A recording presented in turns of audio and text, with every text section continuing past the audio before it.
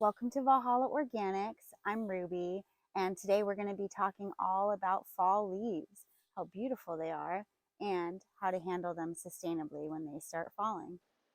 Our 6-acre property is mostly forested, and most of that forest is deciduous trees like tulip poplars and maples and oaks.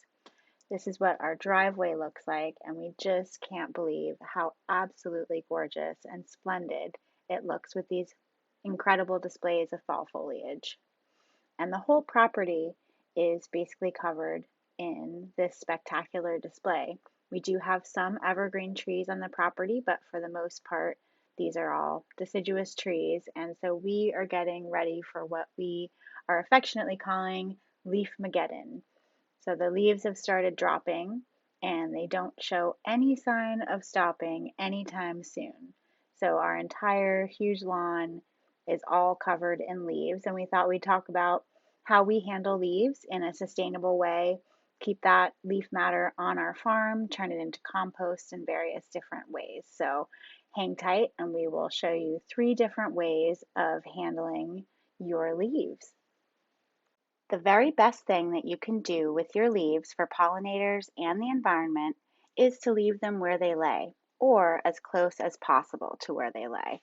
So you may need to clean it up a little bit, sweep the leaves underneath the canopy of your trees or along the periphery of your yard or your garden.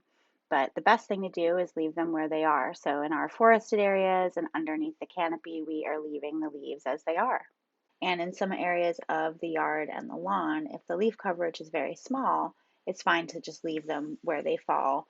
But as you get into a carpeting situation where the leaves are actually going to smother the plants that are underneath them, we have a little bit of a different plan in mind.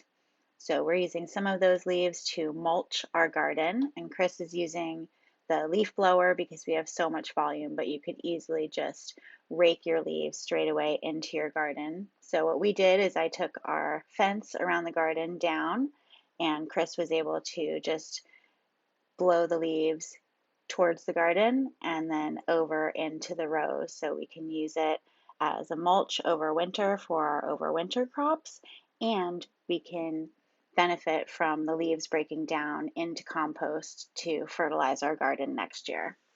So the third way is using the leaves for compost. So we actually have a big leaf pile, and we've been using that for our household compost scraps as well as garden compost. So if you don't want to use household compost, you can also just create a large pile of leaves in an area that's convenient to you and just leave it there, and that will break down into really good fertilizer while keeping all those leaves on your property.